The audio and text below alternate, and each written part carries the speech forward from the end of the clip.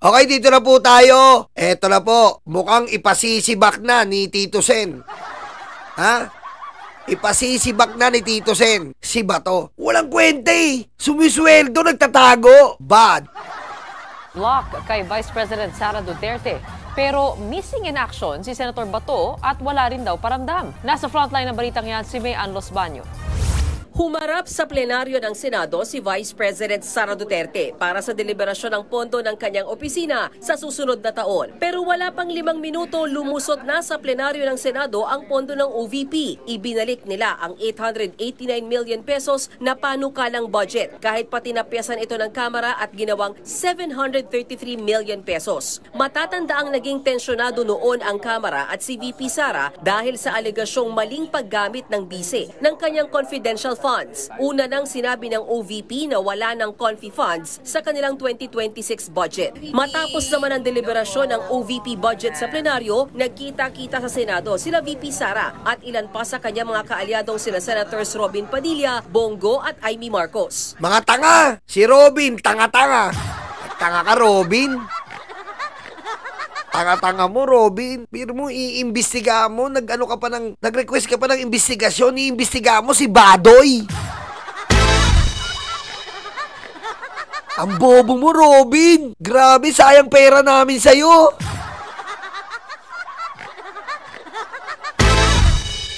Alam mo yung ibang senador, sabi sa akin, nasusuka na sa'yo. Ha? Yung mga ibang senador dyan, balita daw, asuso ka na sa'yo. Iniintindi ka na lang daw para daw isang pamilya na merong isang anak na may something. Nag-request ka pa? Ha? Nag-request ka pa? Iimbisiga mo? Si Badoy? Ginawa pa nila ang Duterte fist post, pero kapansin-pansin na wala si Senador Bato de la Rosa. Ang bise, hindi na tumanggap ng tanong sa media. What do you make of Zaldico's statements in the president? Wala na akong ma'am, question. Thank you. Oh, wala ka namang kwenta eh. Wala rin interesado. Diba? Wala ka rin namang kwenta eh. Mabuti ginawa mo, wag ka mag-presko, wala rin kwenta eh. Here na. Thank you. Sa maikling press ko, nagpasalamat ang bise sa Senado sa pagpasa ng OVP budget.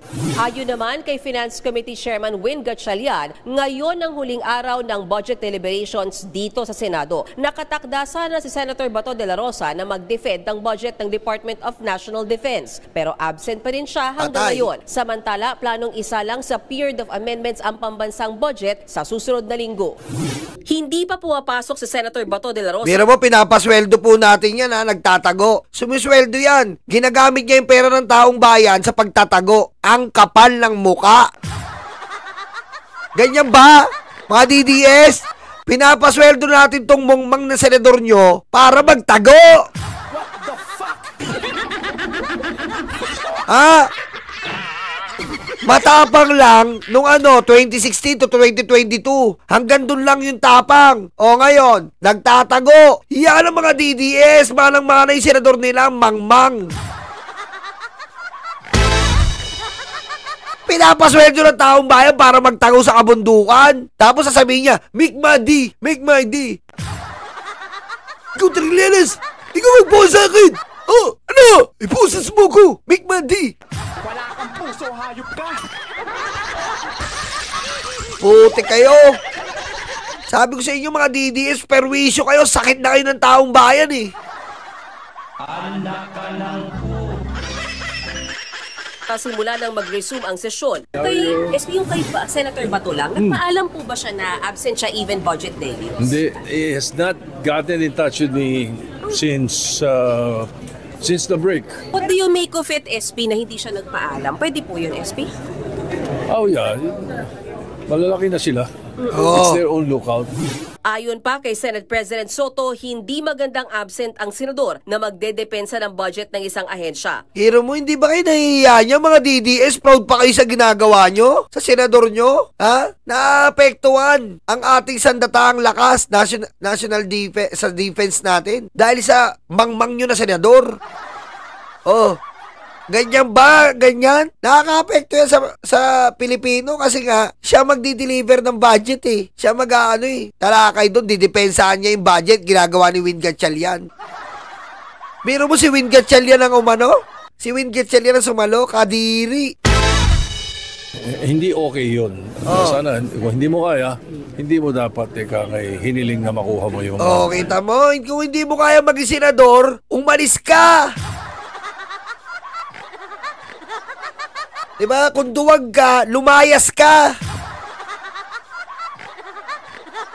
Biro mo eto po, nagsabi lang si Remulla, putik umatras na yung betlog. Ano yan? Sinabi lang ni Remulla na nandito na yung warrant of arrest. Hindi niya pa nga alam kung nandyan eh. Aba, immediately nagtago sa bundok, atras ang betlog.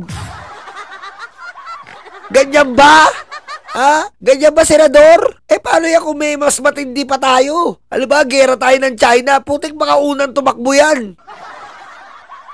Sipin nyo, halimbawa susugudin tayo. Ching chang su, ching chang su, ching chang su, ching chang su dynamite. Dinamito. Gera na China eh. Putik ba ikita mo si Bato, imbis na kumuha ng armas, putik nagtago. Yan po. Yan ang senador nyo. Warrant of arrest. Hindi ka naman bibitayin eh. At imposible naman na hindi mo alam na may warrant of arrest ka dahil sa ginawa mo. Kita mo naman 30,000 yung namatay, pinatay nyo. Alam ka naman thank you yun. Ano gusto nyo, thank you lang yung pinatay?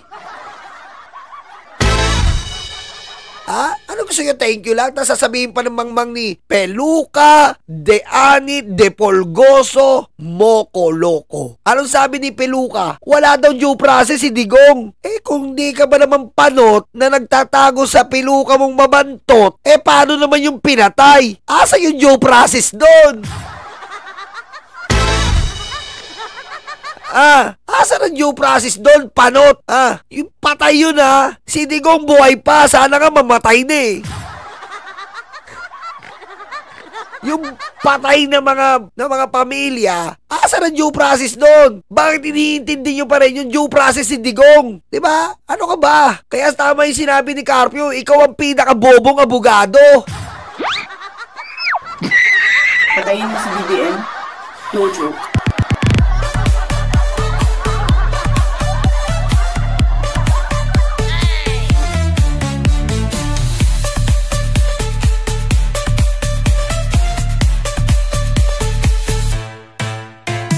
Ay, maraming salamat po, Sir Dada Eko. Kahit ako magtatago na mabuhay. Thank you po. Diba, tama yung sinabi ni Justice Carpio. Etong si Peluca ang pinakaboobong abogado. Biro mo naghahanap ka ng due process sa isang taong nag-utos ng kamatayan ng 30,000 tao? Di bobo ka ba? Hindi mo hinahanap yung due process ng 30,000 namatay? Yun namatay yun. Walang balikan yun. Si Digong, buhay pa yan. Kumakain pa ng tae.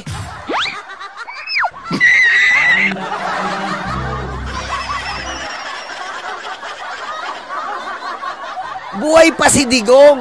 Ba't pinoproblema nyo? Ang problemahin nyo, yung mga nag-iiyakan. Ang problemahin nyo, yung mga nag-uhaw na uhaw pa sa ustisyang pinagkait sa kanya. Kaya eto po masasabi ko, kaya napakahusay ni BBM eh. Si BBM pagkaupo, inaasikaso na pala yan. Diba? May mga kausap na siya mga grupo na pinangako niya na hindi po ako masisira sa inyo. Aasikasuhin ko ang EJK. Usapan namin ng Pangulo yan, huwag na lang kayo maingay ha.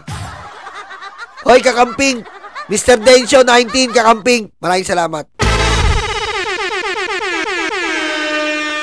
Eto conversation na lang namin ng Pangulo to. Huwag na lang kayo maingay, sa atin to, wala naman nanonood dito eh.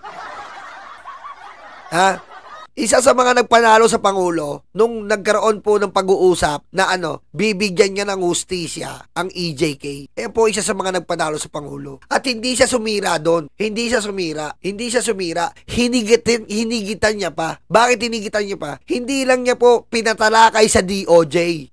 Talagang tinapon niya si Digong sa ICC. Diba? Kaya yan sinasabi ko sa inyo. Lalo ka na Mr. Densyo at sa mga ibang kakamping. Diba? Hindi. Kakamping niya si Mr. Densyo eh. Pero yung ibang kakamping, alam ko malinaw yan. Yung ibang kakamping kasi na sinasabi nila na, yan, binoto nyo kasi si BBM. Hindi nyo kasi alam yung mga internal na conversation. Hanggang pabalat bunga lang kayo. Hanggang chismis lang kayo. Ha? Pero yung sa totoo na si BBM nagbitaw ng salita na hindi publicized, hindi nakapubliko, na bibigyan niya ng ustisya ang EJK. O, kita mo, ano nangyari ngayon? Your Filipina page, very, very sexy page. Thank you. Diba? Yan ang sinasabi ko sa inyo. Nandito lang kayo sa ibabaw ng kismisan. Pero sa internal na ginagawa ng Pangulo, ukol dito sa EJK, hindi nyo alam. O, kita nyo. Alam nyo na maipatatapos si Digong, ibang kakamping dyan na mayabang? Ha? Ano? Alam nyo? Siya sabi ko sa inyo eh. Ha? Huwag kayong magyayabang kasi sa may napatunayan. Okay? Huwag kayong magyayabang sa may napatunayan. Kasi babalik sa inyo yan. Diba? Kapag ang tao talagang dekalidad may napatunayan, like Trillanes, sinisiraan nyo. May napatunayan yun. Ang laki ng sakripisyo yun. Kayo, ano ba sinakripisyo ng ibang kakamping dyan? Wala. Babalik tayo kay Bato. Ikaw, pinapasweldo ka. Pinapasweldo ka ba to para paglingkuran mo ang Pilipino? Ngayon nagtatago ka. Kaya obvious na obvious eh. Kung natakot ka nun sa paputok na super lolo, ngayon, kaya ka tatakot. Diba? Sabi ko lang nga, sa super lolo pa lang, takot ka na eh. Sa ICC pa kaya. Ano sabi ni Tito Sen? Hindi pwede yan. Alam mo yan eh, hindi ka na bata. Alam mo yung ano mo, Nagpaalam po ba siya na absent siya even budget day? Hindi, he has not gotten in touch with me since the break. What do you make of it, SP, na hindi siya nagpaalam? Pwede po yun, SP? Oh yeah, malalaki na sila. It's their own lookout. Ayon pa kay Senate President Soto, hindi magandang absent ang senador na magdedepensa ng budget ng isang ahensya. Hindi okay yun. Sana, kung hindi mo kaya, hindi mo dapat hiniling na makuha mo yung chairmanship niya. Sa ngayon, wala raw nakikitang parusa si Soto sa mga nag-a-absent na senador. Hindi rin daw nanghingi ng tulong si Bato kay Senate President Soto tungkol sa umuugong na arrest warrant ng International Criminal Court laban sa kanya, kaugnay ng drug war. Nagbabalita mula sa Frontline, Mean Los Baños, News 5. Yan. Ayan si Bato. Walang kwenta to. Tama? Yan ang binoto nyo.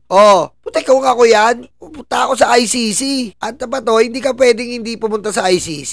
Ilang beses namin sinasabi sa'yo, kailangan mong tulungan si Digong. Mamaya si Digong 5 PM hatulan na. Nye.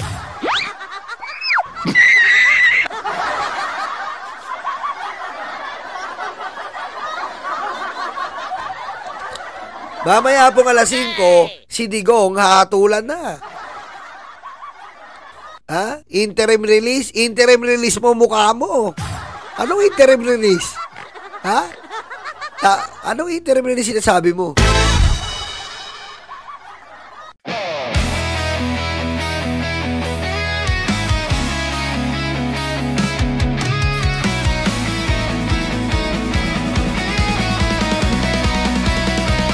Walang prenong bibi, puro kwento, mga peke ito.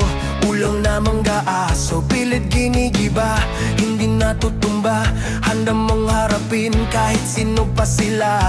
Ang namimungger, yun ang bangag, inubos ang Pinoy, yun ang bangga. Nakakulong sa heg, yun ang baga. Si Digong ay bangag, si Digong ay bangag. Hindi kayang talunin ang isang tulad mo, galit na galit sa'yo dahil uubusin mo. Mga kurakot ang gamulto, maganda kayo. Si Baby M ang gubo sa mga kagaya niyo. Hindi kayang talunin ang isang tulad mo, galit na galit sa'yo dahil uubusin mo. Mga kurakot ang gamulto, maganda kayo. Si Baby M ang gubo sa mga kagaya niyo. Laging niyuyurakan, laging sugatan, kahit duguan diniretso mo ang laban. Ang kapatid mo ay punong-puno ni luga, mapagmataas pero siya ay sobrang baba. Ang namimingin, yun ang baga, inubos ang Pinoy, yun ang bangga. Nakakulong sa head, yun